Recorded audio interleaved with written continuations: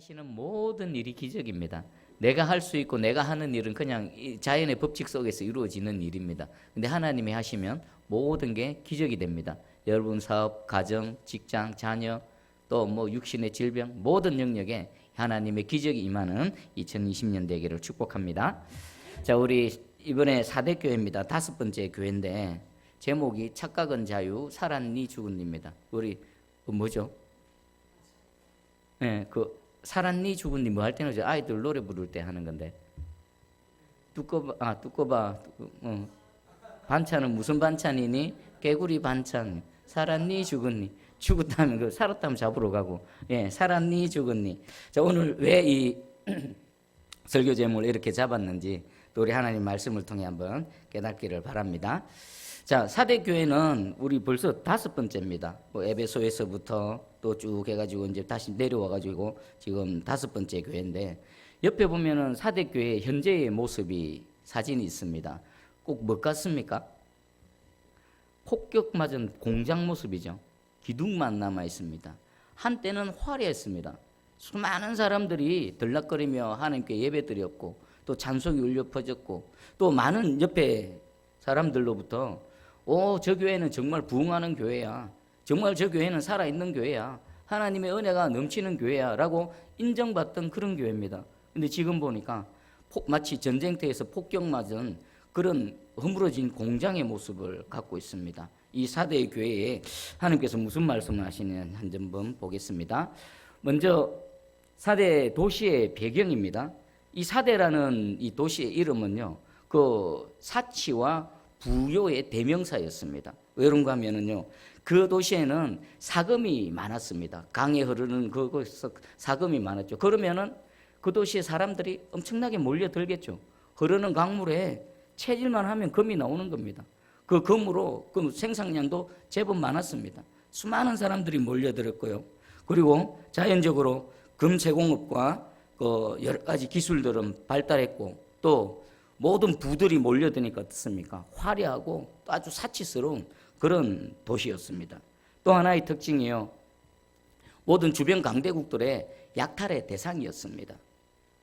부가 있습니다. 모든 그 사람들이 귀하게 여기는 금이 흘러 넘치는 그런 동네입니다. 당연히 강대국들이 노리고 있겠죠. 그래서 많은 침략을 당했습니다. 많은 침략을 당했고, 그리고 침략을 많이 당하면요, 그 도시에 사는 사람들 어땠습니까? 물질은 부유합니다. 그런데 힘이 없습니다.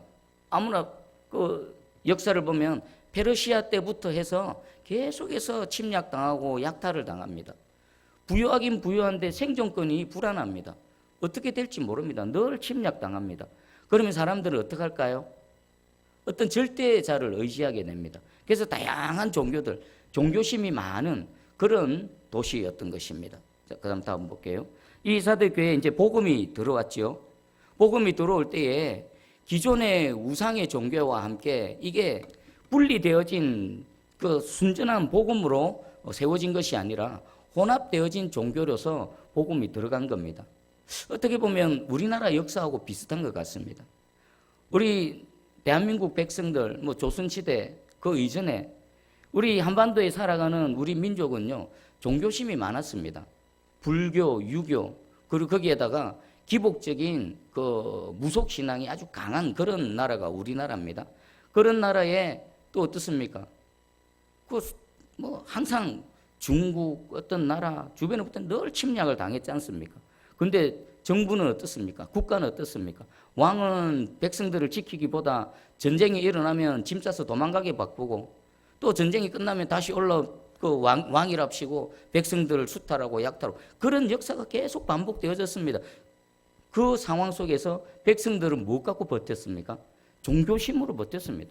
하다못해 고목나무 밑에 물 떠다 놓고 빌었습니다. 하다못해 큰 돌 앞에서도 빌었습니다. 불교, 유교, 각종 우상을 섬기면서 근근히 버텨왔던 나라가 우리나라입니다. 그 나라에 복음이 들어왔죠. 어땠습니까? 그 일제시대를 지나고 또 6.25를 지나서 완전히 폐허가 된 이 대한민국에 복음이 불일듯이 일어났지 않습니까? 그 이유가 뭘까요? 비슷합니다. 의지할 데 없고 비댈 데 없고 하나님밖에 없는 그래서 하나님은 붙들고 왔는데 불같이 일어났습니다. 그래서 불과 수십 년 만에 한국 교회는 세계 역사 아니요, 온 세계 기독교 역사에 없는 이런 큰 부흥을 경험하게 됩니다. 이런 4대 교회와 우리 한국 교회는 비슷한 역사적인 배경을 갖고 있는 것 같습니다. 그런데 이런 큰 양적인 부흥 가운데에 지금 우리의 실체는 어떻습니까? 복음에는 능력이 있고 복음은 생명 되시고 예수 그리스도는 기독교라는 종교가 아니라 생명 자체가 되십니다. 그런데 그런 생명력을 많이 상실했지요. 왜 그런 것 같습니까? 많이 섞여 있기 때문에 그렇지 않은가 싶습니다. 자, 그래서 우리 3장 1절을 한번 읽어보겠습니다. 3장 1절 시작. 4대 교회의 사제에게 편지하라. 하나님의 7영과 7뼈를 가지신 이가 이르시되 내가 내 행위를 아노니 네가 살았다는 이름을 가졌으나 죽은 자로다. 아멘. 여기 보니까 누구는 4대 교회를 향해서 살아있는 교회다. 와, 살아있네 라고 평가를 하고요. 또 어떤 분은요, 그 교회는 죽은 교회다. 너희는 죽었다라고 말합니다. 누가 살았다 그러고 누가 죽었다 그럽니까? 사람은 4대 교회를 통해서 사람들이 막 구름대같이 몰려들고 그 성도들의 숫자는 막 불어납니다. 그리고 도시가 화려합니다. 부유합니다. 부와 이런 것들이 몰려들면서 마치 분주하고 뭐가 되어져 가는 것 같고, 그래서 많은 사람들이 4대 교회를 향해서 야, 부흥하는 교회다. 저 교회는 살아있는 교회다라고 인정했을 것입니다. 그런 이름을 가졌다는 것은 사람들이 그렇게 인정해 줬다라는 것입니다. 그런데 정작 우리 하나님, 우리 예수님은 뭐라고 평가하십니까? 너희는 죽은 자다라고 말씀하시는 겁니다. 그런데 살고 죽었다라는 것의 평가의 기준이 뭡니까? 무엇으로 살았느냐, 무엇으로 죽었느냐라는 것을 평가합니까? 오늘 말씀 한번 보십시오. 무엇 같고요? 내가 네 행위를 아노니 네가 살았다는 이름을 가졌으나 죽은 자로다. 무엇 갖고 살았는지 죽었는지를 판단합니까? 행위입니다. 행위. 행위를 보니까 사람들은 우와, 살아있는 교회, 부흥하는 교회, 정말 뜨거운 교회라고 하는데 하나님께서는요, 너희는 죽은 자다라고 말합니다. 행위를 가지고. 자, 이것은요, 살았는지 죽었는지에 대한 근본적인 그 실체는 뭡니까? 생명이 있느냐, 생명이 없느냐라는 것입니다. 그러면 생명이 있는 자의 행위와 생명이 없는 자의 행위로 판단할 수 있다라는 것입니다. 여러분, 지금 각 교회마다 우리 예수님께서 판단하시고 책망하실 때 계속 무엇 갖고 책망하십니까? 행위 가지고 책망하십니다. 겉으로 드러나는 모습, 단순한 겉모습 갖고 판단하실까요? 아닙니다. 그 행위 안에는 그것은 열매입니다. 열매가 맺히기까지는요, 그 안에 믿음도 있어야 되고 순종도 있어야 되고 하나님을 향한 사랑도 다 담겨져 있는 모든 종합의 결실체가 어떻게 나타납니까? 행위, 열매로 나타나게 되어 있다는 것입니다. 그러면 우리 3장 2절을 한번 읽어보겠습니다. 3장 2절 시작. 너는 일깨어 그 남은 바 죽게 된 것을 굳건하게 하라. 내 하나님 앞에 내 행위에 온전한 것을 찾지 못하였노니. 아멘. 자, 행위가 있습니다. 근데 이 행위를 안다? 우리 예수님께서 아시는 이들의 4대 교회의 행위는 뭡니까? 온전하지 못하다는 것입니다. 여러분, 뭐가 온전하지 못할까요? 온전하지 않다는 게 어떤 의미일까요?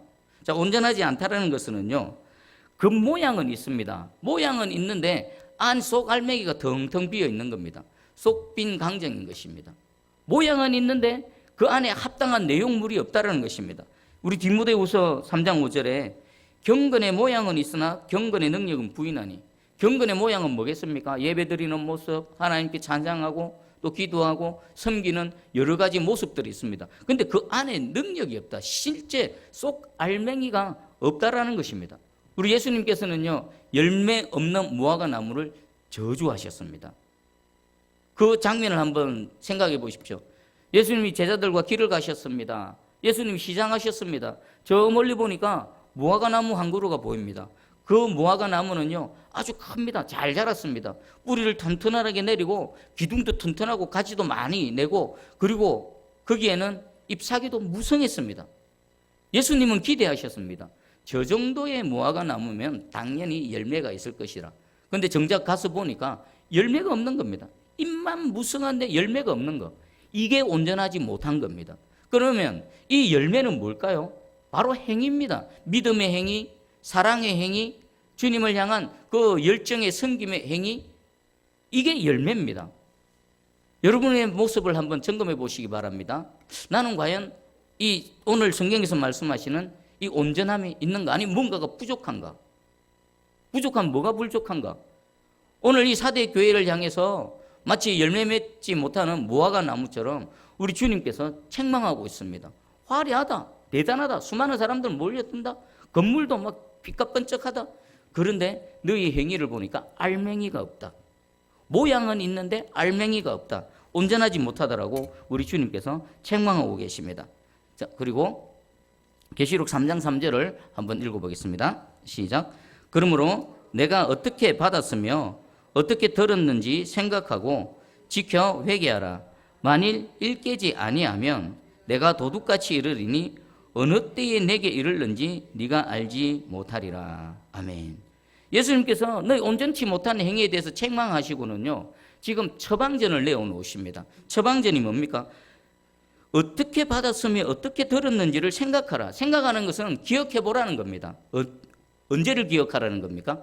처음 복음이 전해지고 그리고 그 복음을 들었을 때 어떻게 그 복음을 받아들였는지 그때를 한번 기억해봐라. 다시 한번 생각해 보라는 것입니다. 그리고 만약에 뭔가 부족하다면 회개하라는 것입니다. 회개하라고 하실 때 하나님께서 부연 설명하실 때에 어느 때에 내가 도둑같이 이르니 어느 때에 내게 이르는지 알지 못한다. 이것은 무슨 의미일까요? 급작스럽게 갑자기 누구도 예상하지 못하는 그 시간에 주님께서 이르셔서 심판하실 것이라는 것입니다. 그러면 회개는 언제 해야 됩니까? 내일 해야 됩니까? 모레 해야 됩니까? 주님 오시기 직전에 해야 됩니까? 그런데 언제 올 줄 모릅니다. 일주일 뒤에 오실 줄 알면은 한 5일, 6일 지나다가 회개하면 됩니다. 1년 뒤에 오실 줄 알면은 한 10개월 지나다가 하면 됩니다. 그런데 언제 올지를 모른다라고 주님 말씀하십니다. 그것은 지금 하라는, 지금. 말씀 듣는 지금 회개하라는 것입니다. 너희 행위가 온전하지 못하냐? 모양만 있고 모양 안에 쏙 알맹이가 없느냐? 그러면 즉각적으로 지금 회개하라는 것입니다. 그리고 그 회개하기 위해서 기준은 뭡니까? 내가 처음 복음을 받아들였을 때 그때를 생각해 보라는 겁니다. 그리고 밑에 보면은 교회의 가장 중요한 생명력은 뭐라고 되어 있습니까? 생명이, 또 다른 생명이 태어나야 된다는 것입니다. 그럼 저는 우리 새순교를 향해서 여러분들에게 이렇게 축복하기를 원합니다. 먼저 여러분이 주님 안에서 생명력으로 가득히 채워지기를 축복합니다. 내가 생명이 있어야 됩니다. 내가 먼저 살아야 됩니다. 내가 살아야 다른 사람에게 그 산 생명을 전달할 수 있죠. 내가 살긴 살았는데 힘이 없어서 질병, 영적인 질병에 걸려서 근근히 호흡만 하고 있다면요, 도대체 무엇을 할 수 있겠습니까? 여러분, 한 영혼 한 영혼이 하나님의 생명력으로 충만케 되기를 축복합니다. 흘러넘쳐야 돼요. 흘러넘치면 어떻습니까? 막 쥐어짜서 하는 것이 아니라 하나님의 생명이, 하나님의 능력이 내 잔이 흘러넘쳐서 그냥 흘러가는 겁니다. 여러분, 초대교회 성도들 생각해 보십시오. 그 스데반 집사의 그 순교로 인해서 예루살렘 교회가 핍박을 당합니다. 그 핍박을 피해서 온 유럽 지역 그 디아스포라 유대인들, 예수 믿는 그리스도인들, 그들 그냥 흩어져서 살아갔습니다. 그들 살아갔는데 그들 보고 많은 사람들이 예수를 믿는 겁니다. 바울이 복음을 전하러 전 세계를 누볐죠. 사실상 바울은요, 물론 복음을 전했습니다. 예수 그리스도, 주 예수를 믿어라. 그러면 너와 내 집이 구원을 받으리라 라고 복음을 전하긴 했지만, 먼저 가서 그 복음의 틀을 닦아놓고 복음의 씨앗을 뿌린 자들은 누굴까요? 흩어진 그 그리스도인들입니다. 그들이 그곳에서, 흩어진 곳에서 하나님을 믿는 믿음으로, 예수 그리스도를 믿는 믿음으로 살아낸 결과를 바울은 가서 하나하나 주워 모은 것에 지나지 않는 것입니다. 그럼 저와 여러분도 마찬가지죠. 여러분이 서 있는 그곳에서 복음으로 살아내시기를 축복합니다. 매 순간순간마다 믿음으로 살아내시기를 축복합니다. 어느 날 여러분이 살아가 있는 여러분 가정이, 여러분이 살아가는 그 현장에 주님의 몸된 교회가 세워진 은혜가 있기를 주님의 이름으로 축복합니다. 아멘. 자, 그리고 이 사대교회에서 우리 복음이 전파되어졌는데, 복음은 사람들에게 기쁜 소식입니다. 분명히 기쁜 소식입니다. 왜 기쁜 소식입니까? 그 기쁜 소식이 될 수 있는 이유는요, 복음 때문에 우리가 살기 때문입니다. 그죠? 복음 때문에 우리 죄의 사슬에서 끊어지는 것이기 때문입니다. 복음 때문에 어둠에서 빛의 나도로 들어오기 때문입니다. 복음 때문에 그 죄의 종이었던 우리가 하나님의 종이 되어지는 것입니다. 그것이 복음이고 복음의 은혜입니다. 근데 이 복음이 대중적이지 않다라고 지금 되어 있는데, 복음이 듣기에 편할까요? 싫을까요? 듣기 좋을까요? 듣기 거북할까요? 복음은 누구에게 해당됩니까? 죄인들에게 해당됩니다. 죄인들에게 회개하라. 그 죄에서 떠나서 돌아오라. 라는 그것이 복음의 첫 시작입니다. 그러면 그 복음을 듣는 죄인들 입장에서는 두 가지로 반응할 겁니다. 하나는 자신이 죄인됨을 인정하고 복음을 받아들이고 무릎 꿇고 들어오는 자가 있을 것이고, 또 한 반응은 어떻습니까? 복음을 거절하는 겁니다. 거절하는 것. 자, 그러면 복음이 선포되어졌을 때 죄인이 복음을 다 받아들이고 주님 앞에 무릎 꿇고 나오는 확률하고, 복음을 거절하고 오히려 복음을 전하는 자들을 핍박하고 학대하는 확률하고 어떤 게 실제적으로 더 많습니까? 여러분, 현실을 봐보십시오. 복음은 대중적이지 않습니다. 복음은 사람들이 그렇게 호의적으로 대하지 않습니다. 정말 복음이 선포되어지는 곳에서는요, 그 복음 때문에 핍박이 일어나고 환란이 일어납니다. 그리고 우리 예수님도 말씀하셨죠. 인자는 머리 둘 곳이 없다. 인자는 머리 둘 곳이 없다. 아무도 의지하지 않았습니다. 아무도. 여러분, 정작 예수님 그 절제절명의 순간에 예수님 곁에 있었던 사람 아무도 없습니다. 예수님이 복음의 엑기스를 선포하면요, 그 말을 알아듣지 못하고 이상하다 하면서 다 떠나가 버립니다. 예수님께서 제자들에게 너희도 나를 떠나려느냐라고 질문하지 않으셨습니까? 복음은요, 그렇게 사람들이 듣기 편한 말이 아닙니다. 여러분, 성경에 기록된 선지서를 한번 읽어봐 보십시오. 전부 죄를 지적하고 책망하고 그 죄에서 회개하고 빠져나오라. 하나님께 무릎 꿇어라. 이런 내용들이 전부입니다. 그것이 이 교만하고 완악한 인간들에게는 정말 듣기 싫은 그런 말입니다. 우리 박윤선 목사님께서 이렇게 설교 중에 말씀하신 게 있더랍니다. 여러분, 지금 한국 교회의 문제는 예수님의 말씀을 따르다가 문 닫은 교회가 없다는 것입니다. 어떤 의미겠습니까? 액면대로 복음대로 복음의 진수를 선포하지 못한다는 그런 안타까움이 묻어 있죠. 교회 문 닫으는 얘기가 아니지 않습니까? 복음이 복음되기 전해야 되고, 그 복음이 죄인들에게 정말 딱 맞닥뜨려서 복음으로 깨어지든지 복음을 거절하든지 둘 중에 하나로 결판이 나야 되는데 결판이 안 나는 겁니다. 사람들 듣기 좋은 내용을 계속 섞어버립니다. 사람들에게 부담스러울 내용은 빼버립니다. 죄인들에게 죄를 지적하지 않습니다. 욕하고 달라드니까. 목회자들도 그 유혹에서 자유로운 목회자 아무도 없습니다. 강단에서 그 성도들의 죄를 지적하면요, 대번에 인상이 바뀌고요, 분위기 싸해집니다. 우리가 복음 들고 밖에 나가 보십시오. 하나님 모르는 사람들이 복음 전해 보십시오. 얼마나 핍박하고 얼마나 조롱합니까? 이게 이런 상황 속에서 지금 우리 하나님께서 말씀하십니다. 너희 복음이 진짜 복음이냐? 그리고 너희가 예수 믿게 된 동기를 한번 생각해 보라라고 말씀하십니다. 그때 어떻게 받았는지 생각해 보라는 것은 그 처음 복음을 들었을 때 예수 믿게 되어진 그 동기를 한번 점검해 보라는 것입니다. 여러분 한번 점검해 보십시오. 그리고 제가 지금 7교회 잘 보이려나? 작아서 잘 안 보이네요. 자, 7교회에 그 책망한 내용을 저렇게 표시를 해놨는데, 저 책망 내용을 보면요, 에베소 교회는 너희 첫사랑을 잃어버렸다. 그리고 또 너희가 이단들을 용납했다. 그 이세벨 여서진자를 용납했다. 너희가 그 우상을 숭배했다. 그리고 너희가 도덕적으로 타락했다. 이런 내용들이 전부 다 공통적으로 되어져 있습니다. 어떤 분은 이 부분을 가지고 이렇게 말씀하시더라고요. 우리 주님이 교회를 향해서 책망하실 때에 왜 숫자가 그것밖에 안 되느냐?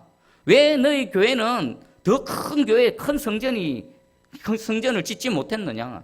왜 너희는 재정이 그것밖에 안 되느냐? 이걸로 우리 주님은 교회를 판단하시고 책망한 것이 아니라 뭘 가지고 보십니까?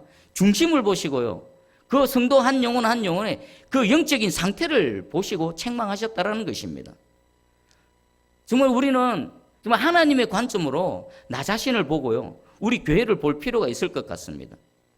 저도 이 말씀을 준비하면서 이 무엇에 집중해야 될 것인가? 우리가 무엇을 기도해야 될 것인가? 평생에 내가 사역할 때 무엇에 올인해야 될 것인가? 여러분들은 또 성도로서 주의 몸된 교회의 또 지체로서 호흡이 있는 동안 살아갈 때에 동일하게 무엇에 관심을 갖고 살아갈 것인가에 대한 새로운 이런 전환점이 되어지기를 간절히 소망합니다. 사람들은 무엇에 관심이 있습니까? 껍데기, 큰 거, 몇 명 모이니? 성도수 몇 명이니? 제일 먼저 질문하는 그겁니다. 성도수 몇 명입니까? 재정 상태는 어떻습니까? 항상 그런 걸 물어봅니다. 주님은 거기에 관심이 있을까요? 조금도 없습니다. 정말이 조금도 없습니다.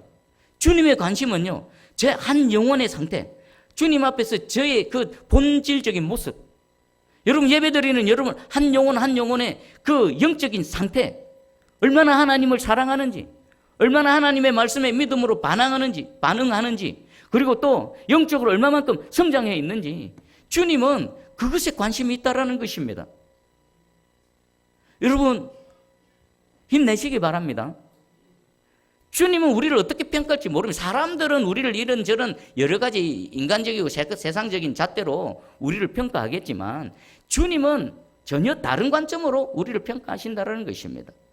그럼 이것을 우리 주님의 마음을 알려 그러려면요, 내가 무엇 때문에 지금 예수를 믿고 있는지, 처음에 내가 무엇 때문에 예수를 믿게 되어졌는지. 사대교회 성도들의 대부분은요, 살았다고 하나 주님 보시기에는 죽었던 그 영혼들은요, 순수한 동기가 아니었던 것입니다. 그냥 이 생존권이 불안하니까 어떤 또 기복적인 이런 관점에서, 물론 그것이 첫 단추는 되어질 수 있습니다. 하지만 계속 거기에 머물러 있으면 안 됩니다. 진짜 본질적인 믿음으로 들어가려면 우리는 단 하나면 됩니다.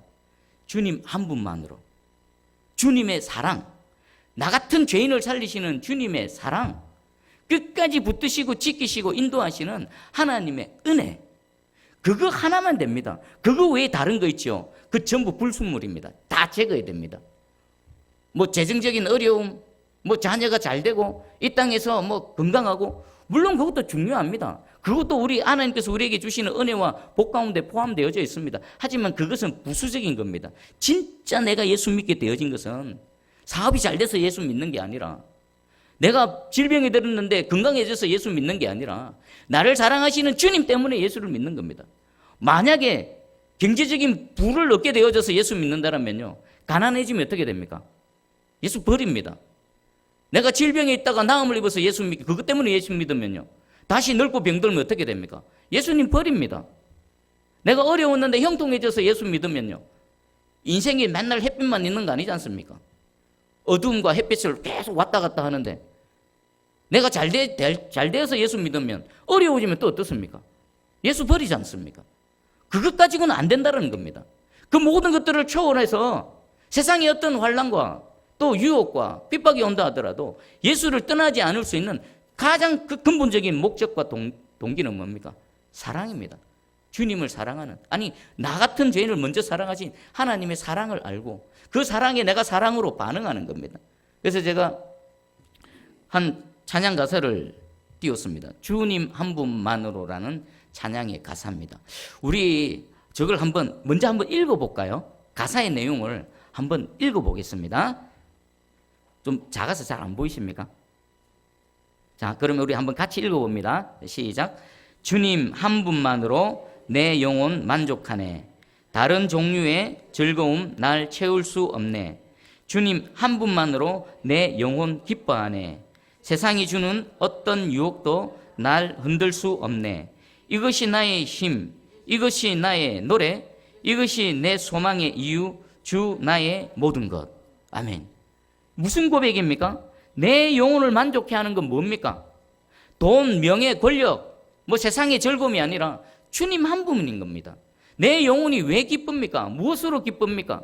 다른 여러 것들도 여러 가지도 있지만 가장 중요한 것은 주님 한 분만으로 내 영혼 만족하고 내 영혼 기뻐한다는 것입니다. 이것이 내 힘이고 이것이 내 노래고 이것이 내 유일한 소망이라고 고백하고 있습니다.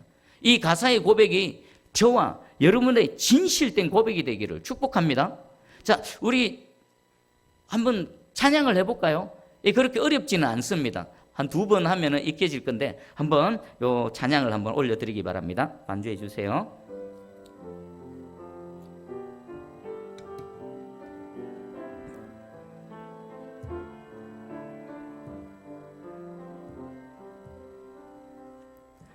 주님 한 분만으로 내 영혼 만족하네. 다른 종류의 즐거움 날 채울 수 없네. 주님 한 분만으로 내 영혼 기뻐하네. 세상이 주는 어떤 유혹도 날 흔들 수 없네.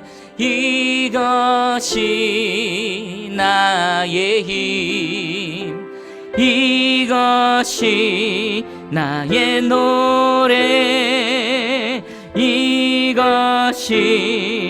내 소망의 이유, 주 나의 모든 것. 우리 한 번 더 주님 한 분만으로, 주님 한 분만으로 내 영혼 만족하네. 다른 종류의 즐거움 날 채울 수 없네. 주님 한 분만으로 내 영혼 기뻐하네. 세상이 주는 어떤 유혹도 날 흔들 수 없네. 이것이 나의 힘, 이것이 나의 노래, 이것이 내 소망의 이유, 주 나의 모든 것. 이것이 나의 힘입니다. 이것이 나의 힘, 이것이 나의 노래,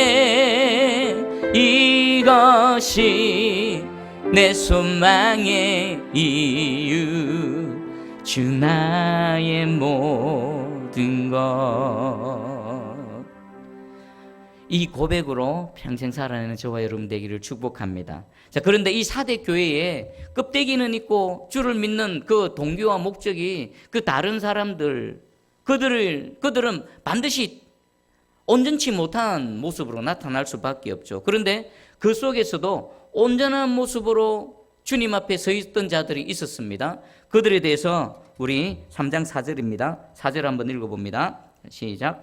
그러나 4대에 그 옷을 더럽히지 아니한 자 몇 명이 내게 있어 흰옷을 입고 나와 함께 다니리니 그들은 합당한 자인 영고라. 아멘. 껍데기 모양만 있고 알맹이가 없는 이 4대 교회 가운데 그래도 껍데기도 있고 그 알맞은 알맹이, 하나님께서 원하시는 그 행위에 온전한 사람들도 있었다라는 것입니다. 그들에 대해서 흰옷을 입혔다, 옷을 더럽히지 않았다, 흰옷을 입었다라고 말합니다. 그러면 이 흰옷을 입은 자들은 어떤 자들일까요? 우리 요한계시록 보면 7장 13절에 한번 읽어드릴게요. 장로 중 하나가 응답하여 나에게 이르되 이 흰옷 입은 자들이 누구며 또 어디서 왔느냐? 이 흰옷, 옷을 더럽히지 않은 자, 이것이 도대체 어떤 의미냐? 계시록 7장 14절에 내가 말하기를 내 주여 당신이 아시나이다 하니 그가 나에게 이르되 이는 큰 환난에서 나온 자들인데 어린 양의 피에 그 옷을 씻어 희게 하였느니라. 흰 옷을 입은 자들은 어떤 사람들입니까? 큰 환난에서 나온 자들입니다. 이 큰 환난은 어떤 환난일까요? 무엇 하다가 환난을 당했을까요? 예수 그리스도를 믿는 믿음. 예수 그리스도를 믿는 믿음 때문에 세상으로부터 불이익을 당하고 실제적인 여러 가지 물리적인 공격을 당하고 심지어는 목숨까지 내어놓고 죽기까지 믿음을 지켰던 그 사람들, 그런 환난입니다. 내가 잘못해서 내가 실수해서 당하는 환난이 아니라 주님 때문에, 주를 믿는 믿음 때문에 당하는 환난, 그 환난을 통과한 자들입니다. 이들을 주는 말씀하십니다. 어린 양의 피에 그 옷을 씻어 희게 하였느니라. 여러분, 한 주간의 삶이 이 흰옷 입고 살아가는 저와 여러분 되기를 축복합니다. 이 흰옷을 입으려면 어떻게 한다고요? 환난을 통과해야 됩니다. 이 환난은요, 예수 믿는 믿음 때문에 당하는 고통, 고난, 이것은요 우리 사람들 눈에 보기에는 어리석어 보이고 그것이 불행인 것 같지만 하나님의 시선에서는 뭡니까? 가장 귀하고 가치 있고 값 있는 것입니다. 그리고 흰옷이 우리를 어디까지 인도합니까? 계시록 22장 14절에 제가 두루마리를 빠는 자들은 복이 있으니 이는 그들이 생명나무에 나아가며 문틈을 통하여 성에 들어갈 권세를 받으려 함이로다. 이 흰옷, 주를 믿는 믿음 때문에 환난을 당하고 그 옷을 보혈에 빤 자들은 어떻게 됩니까? 주님 천국 문으로 들어갈 수 있다는 겁니다. 생명. 그리고 계시록 3장 5절 우리 한번 읽어봅니다. 시작. 이기는 자는 이와 같이 흰옷을 입을 것이요 내가 그 이름을 생명책에서 결코 지우지 아니하고 그 이름을 내 아버지 앞과 그의 천사들 앞에서 시인하리라. 아멘. 어떻다고요? 시인한다는 겁니다. 시인할 뿐만 아니라 흰옷을 입은 자들은 그 이름이 어디에서 안 지워집니까? 생명책에서 안 지워진다는 겁니다. 그럼 우리는 이렇게 생각할 수 있습니다. 모든 사람들의 이름이 생명책에 다 기록되어져 있습니다. 출생할 때부터. 이렇게도 해석할 수 있겠죠. 그런데 그가 이 흰옷을 입지 못하고 옷을 더럽히게 되면 어떻게 됩니까? 주를 믿는 믿음으로 환난을 통과하지 못하면 어떻게 됩니까? 생명책에서 지운다라는 겁니다. 지우개로 지우듯이 지워버린다라는 것입니다. 저와 여러분의 이름이 하나님의 생명책에 계속 남아있기를 축복합니다. 그러려면 우리가 흰옷을 입어야 됩니다. 이 흰옷이 뭐라고요? 주를 믿는 믿음 때문에 환난을 통과한 자들, 보혈의 능력에 의지해서 그 고난, 핍박을 믿음으로 이겨내는 자들, 이들이 흰옷을 입게 되고 그 흰옷을 입은 자들만이 생명책에 그 이름이 남아있다라는 것입니다. 이제 또 우리 예배를 마치면 현실로 우리 각자의 자리로 나갈 겁니다. 가정으로, 직장으로, 삶의 현장으로 나갈 겁니다. 세상은요 하나님이 없다 하는 세상입니다. 하나님을 조롱하는 세상입니다. 그 세상 가운데 우리가 그리스도인으로 나아갑니다. 그리스도를 따르는 자들로 나아가는 겁니다. 여러분 매일의 삶 속에서 먼저는 입으로 예수 그리스도를 시인하시기 바랍니다. 그뿐만 아니라 입으로 시인한 그 예수 그리스도를 삶을 통해서 살아내시기 바랍니다. 그것을 통해 우리의 이 옷이 더 거룩해지고 더 흰옷으로 새롭게 변화되어질 줄 믿습니다. 하나님께서 인정하시는, 세상 사람들이 볼 때 화려해 보이고 막 모여들고 숫자가 불어나고 와, 저 교회 대단하다. 그런데 주님 말씀하십니다. 그 교회 죽은 교회다. 그런데 그 안에서도 환난과 핍박 속에서도 그 흰옷을 끝까지 지켜내는 자들이 있었다라는 것입니다. 그들이 생명책에 영원한 생명의 은혜를 누릴 줄 믿습니다. 우리 새순교회에 저와 여러분 예배드리는 모든 성도분들의 이름이 생명책에 지워지지 않고 마지막 그날에 주님 앞에서 우리 모두 환하게 웃으면서 기뻐 찬양하는 우리 모두 되기를 축복합니다. 아멘.